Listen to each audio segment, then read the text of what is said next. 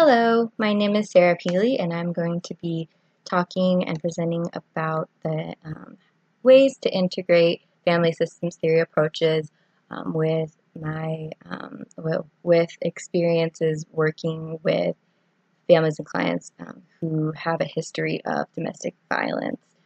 As I've been learning, a lot about the different concepts and theories in our meta frameworks chapters and different theories and approaches for family systems theory, it's definitely seemed as though some of these concepts and ideas are relatable and um, relevant to implement with the clients and families that I have worked with in the past. And I can't help but thinking of the different clients and families that I've had experience with, who've had experience with um, domestic violence in their families and in their histories.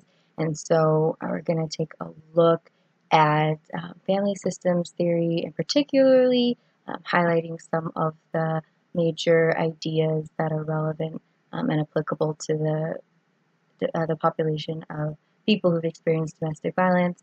I'm going to be presenting about a particular case of a client who had received services for domestic violence and how a family systems approach has kind of helped her to meet some of her goals and to really see how a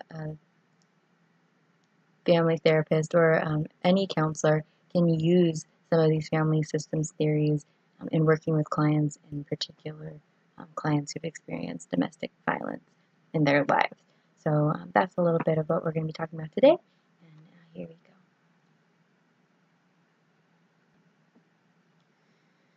So in order to set the groundwork and put a little bit of context in this presentation, it is important to highlight some of the ideas that I've found to be important from family systems theory and helps to really, again, set that basis and that platform for working with families who have experienced domestic violence. Some of these ideas are what helped me kind of go back and forth between family systems theory and families who've experienced domestic violence and how those really can relate to each other and work together to make progress for those families who've experienced domestic violence. So family systems theory really focuses on the family as a unit. You're looking at this bigger picture of a family system. And by looking at that family as a unit, it almost suggests that individuals are better understood in the context of their larger family system. And after considering the client that I'll be presenting in a little bit, it really does seem that examining the individual in the context of the family is a key component to facilitating, that change. And kind of figuring out really what's going on with the individual and the family as well. Upon considering that idea, it's also important to really look at the client or family's readiness and ability to change. And this idea that in order to facilitate effective change, there must be a stability in the family functioning, and there should be a capacity of some sort to change in order for that change to occur. And working with the clients that I have had therapeutic relationships with, it becomes very apparent that client or one person member of the family might be ready to make all of these different changes in their dynamics and in their relationships. But once they go home to implement some of the changes that they've learned in the individual setting or in the group setting that they are in services, that change is not sustainable throughout their entire family system. The entire family must be ready and willing to change and have a capacity for growth, because without that, it would be very difficult just for one person to make changes within their entire family. So that, again, is just an important note to kind of keep in mind as we're talking about the rest of these concepts and these issues. Another important idea or concept to kind of keep in mind is this idea that each level or subsystem of the family, so between generations or between different relationships of sibling to sibling, parent to sibling, or parent to children, grandparent to parent, each of those levels and subsystems are interrelated and can definitely influence one another. This is going to be very evident within the case presentation that I make, and some of the considerations and suggestions for working with the family is based on the idea that families can influence each other. Family members within the system can definitely impact each other, and their ability to change or not change, and those patterns and routines and sequences that we see are based on the interaction between family members. So again, that leads into this idea that behaviors are patterned. They're these sequences that can happen over and over and over again.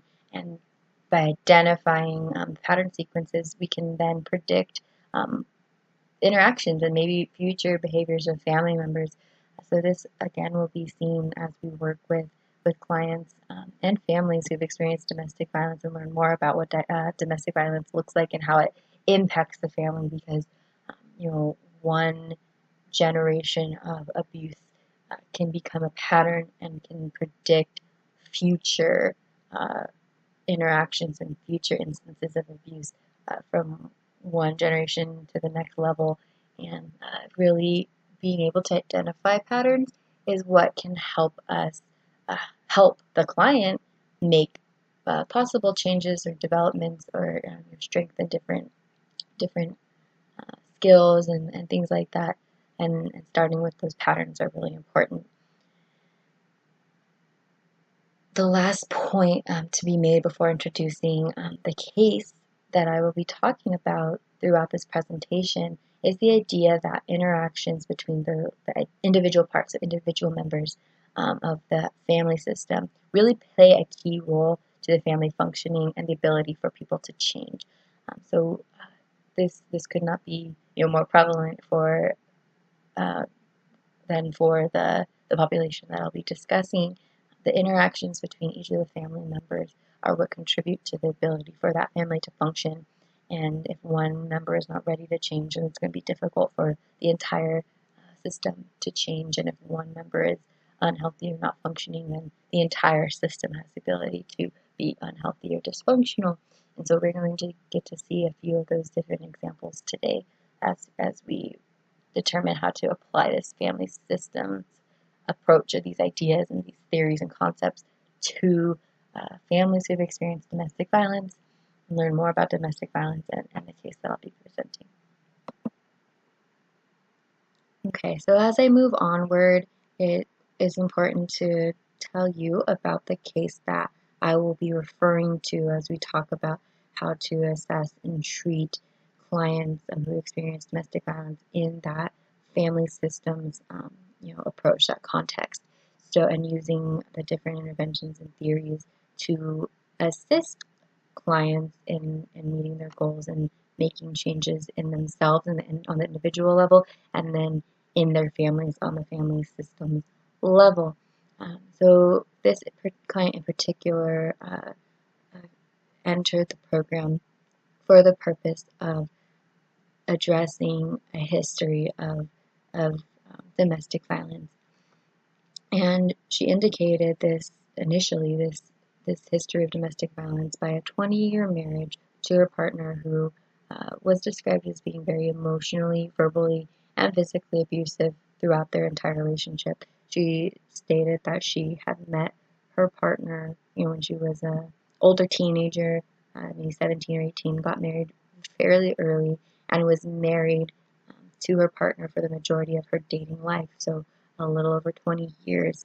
Upon entering counseling services, she did initially separate from her partner, but was not sure whether or not she would truly be able to move on, whether or not she wanted to, and she had difficulty moving forward in different areas of her life.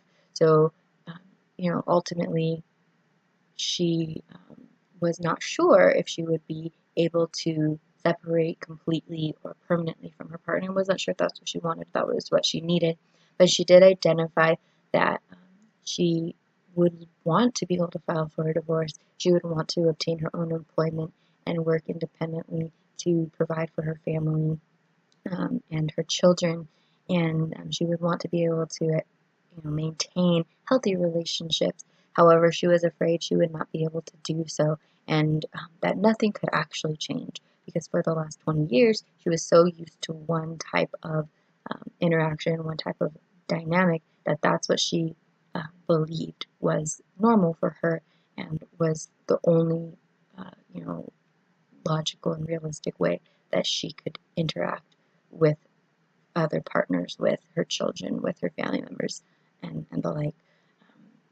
She had this feeling in her relationship that things weren't the healthiest that they could be, but based on what she had seen, from her own parents, from her grandparents, from other family members, she convinced herself or believed that this was normal. This is what was accepted by her family, what was accepted by culture, what was accepted by society, and so she chose to stay in this relationship for a variety of reasons. It was not until she started noticing that her own children were also exhibiting aggressive behavior, and she was assessing her own aggressive behavior and interactions with her children, that she felt that something needed to change. She observed that this pattern possibly was something that was ongoing in her family history, but it wasn't until she observed her own adult child who was entering his first adult relationship, and started observing that it might be unhealthy, that there was something that needed to be done. And although she didn't not really know what healthy looked like, or if a healthy relationship was possible, she decided for different reasons to come and to get help, and started a treatment plan that involved her engaging in individual sessions, group sessions, and occasionally family sessions as needed.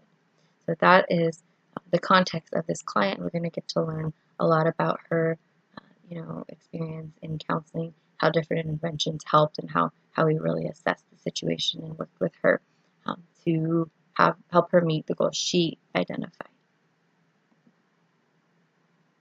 Okay, so the assessment and treatment planning process is a little sensitive, and it can be similar and a little different from assessing other clients for other reasons.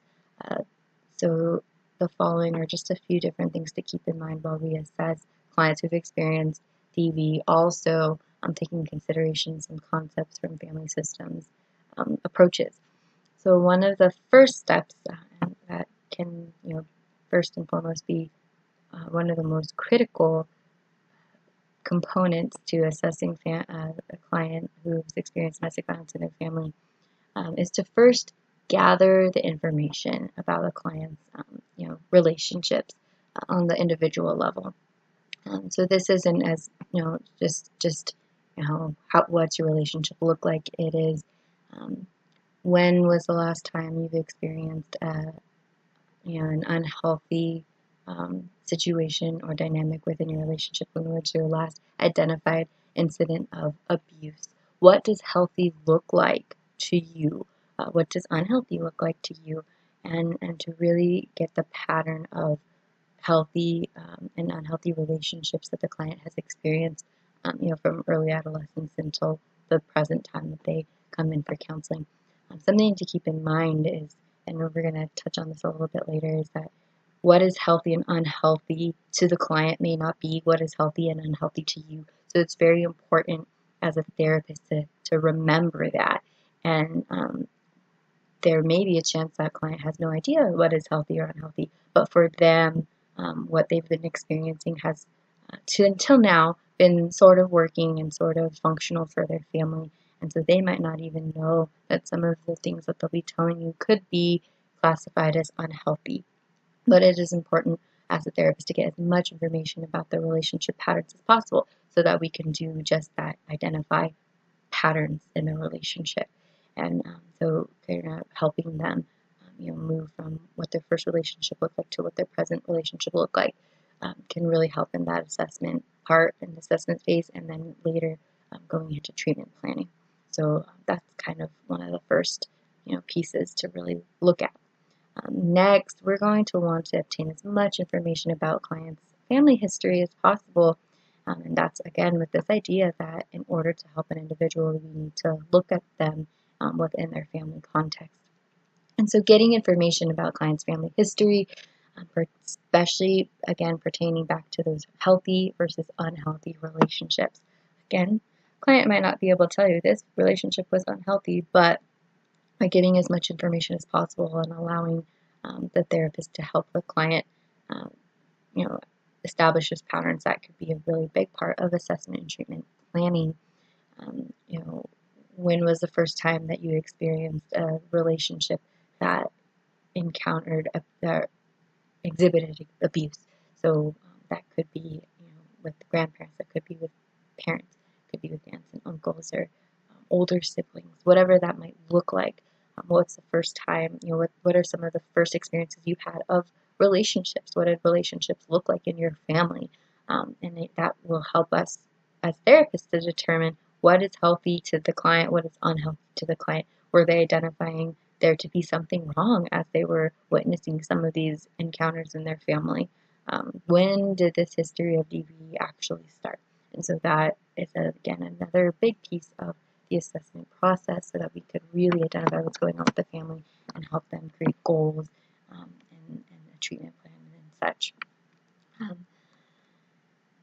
After we are able to obtain as much information on the individual level and family history for the family systems level, it will help us to be able to identify those relationship patterns in the context of the family system. So of course we're going to be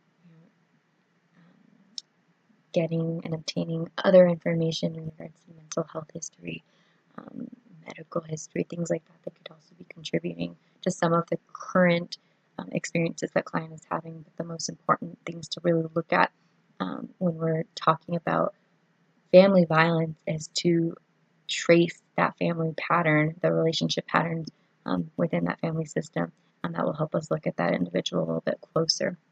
And then we're able to do so with all this information that we've been kind of looking at with individual and family relationships. Another important thing to take into consideration while we're assessing the client and working on establishing those treatment goals for client, things that are going to be realistic for the client, things that are going to be workable and really attainable, is to then assess the client's level of readiness to change. So we'll be talking about this a little bit throughout the presentation, but it could be as simple as asking the client, what are the reasons why you're coming in to counseling, and what are some of the things that you want to see as a result of counseling, and that will help us to see what their motivation is. Are they ready? What are some things that they've tried before that did work? What are some things they tried before that didn't work? And constantly being able to check in on their level of readiness to change can be helpful in preparing us as therapists to see what we're going to experience with those clients.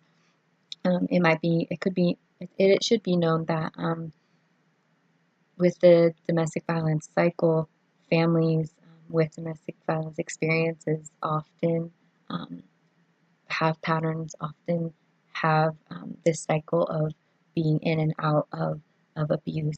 And so a client that comes in stating they're ready for change, it might not be surprising to see that client make progress and then kind of revert back to where they were when they first started counseling. So being aware of that is going to be really helpful for the therapist wanting to help the client or the family, and being able to assess that level by asking those kinds of questions could be helpful.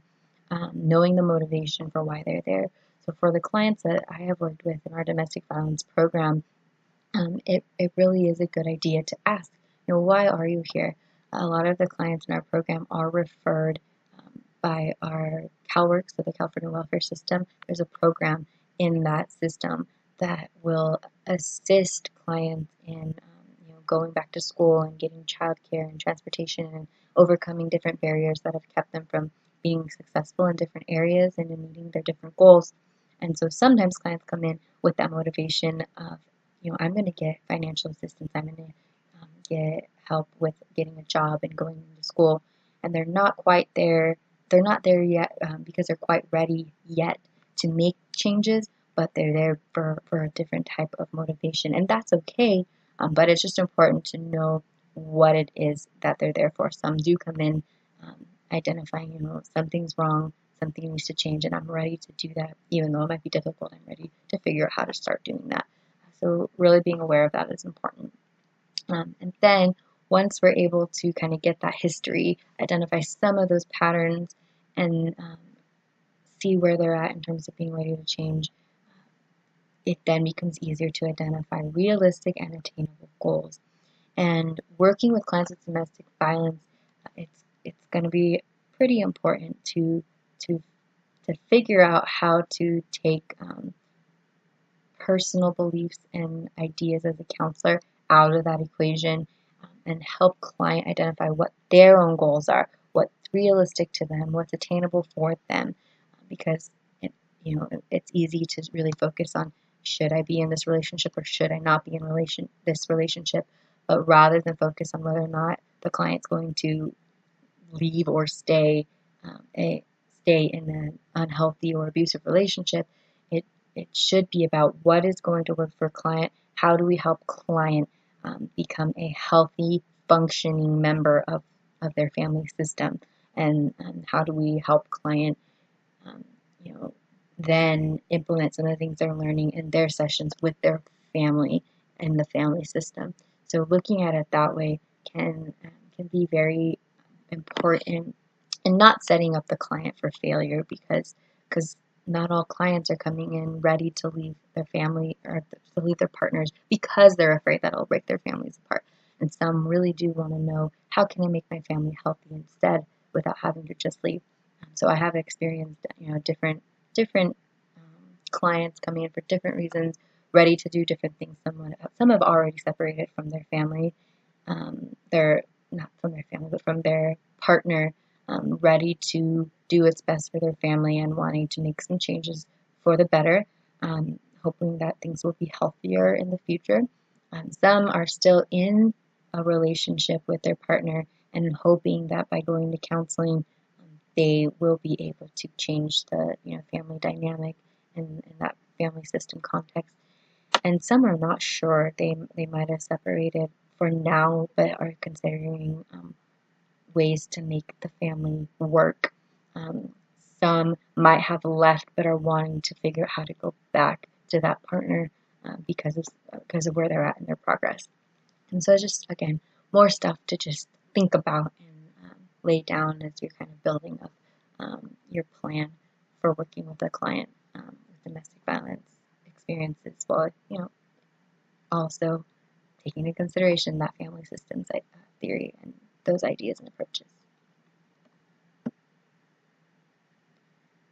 For the client that I initially presented, after assessing clients' histories, personal experiences, thoughts, feelings, emotions, all of those things, and the reason for being, at the counseling agency, starting to receive services, these are some of the goals that she initially addressed and identified after taking into consideration what she has seen from her parents, grandparents, and other family members, what she experienced as a young adolescent into adulthood, what she experienced in her 20-year marriage, and what she's currently observing in her own interactions with her children, and her children's kind of inclination to start taking on some of those behaviors as their own. She identified several of these goals on her own, which made it easier for her to be invested in her goals and to believe that these could actually be attainable and goals that she could eventually meet.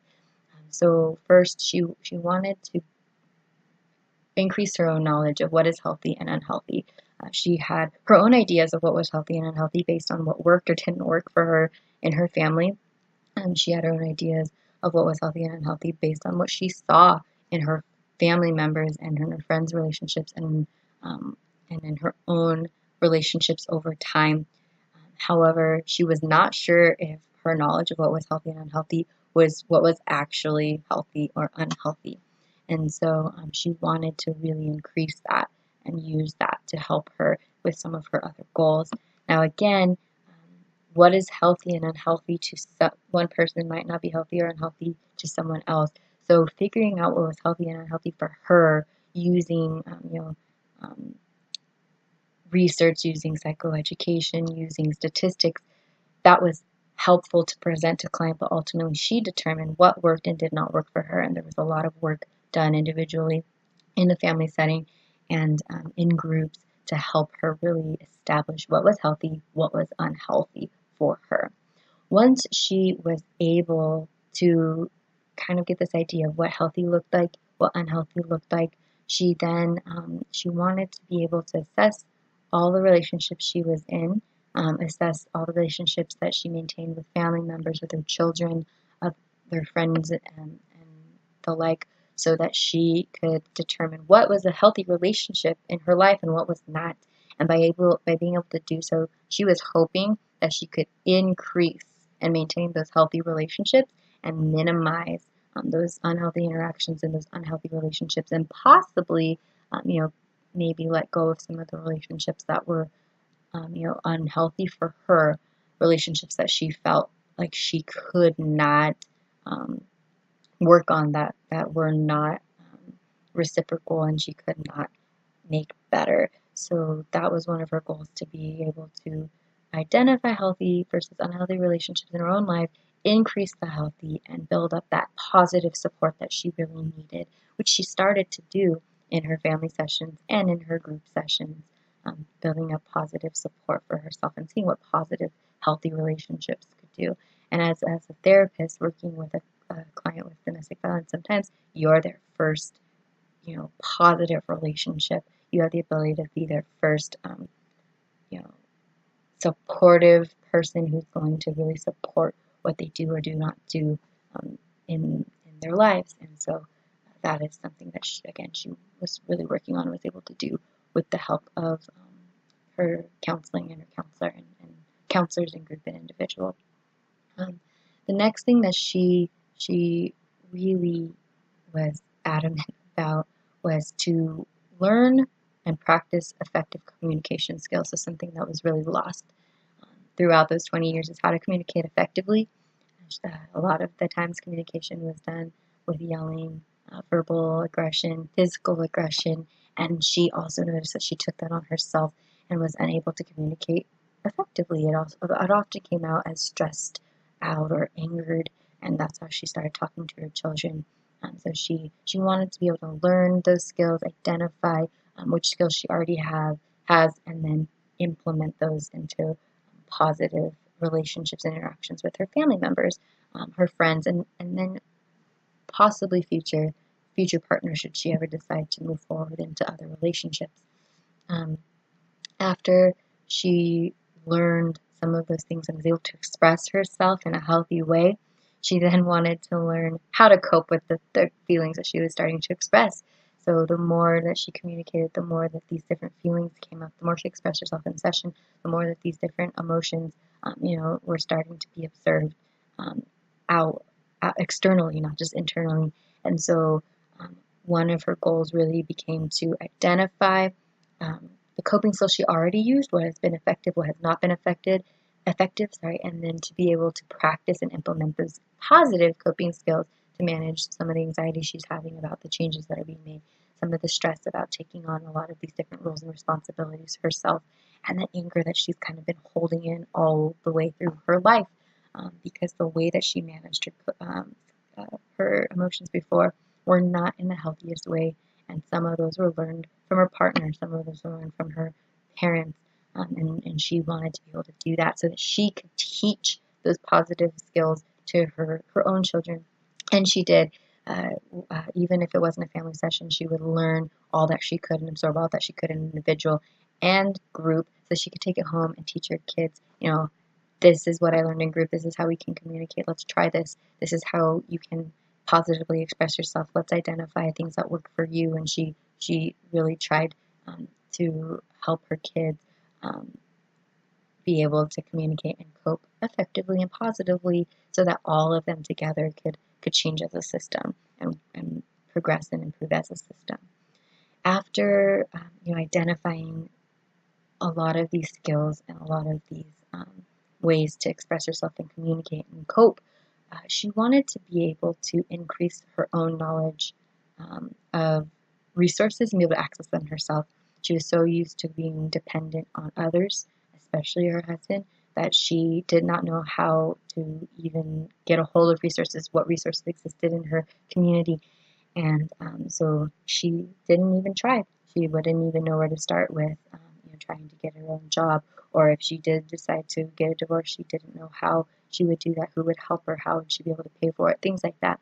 She was not aware of things that existed, and she made it her own goal to, you know, uh, obtain and absorb as many resources as possible so that she could use them herself and she could make a difference herself.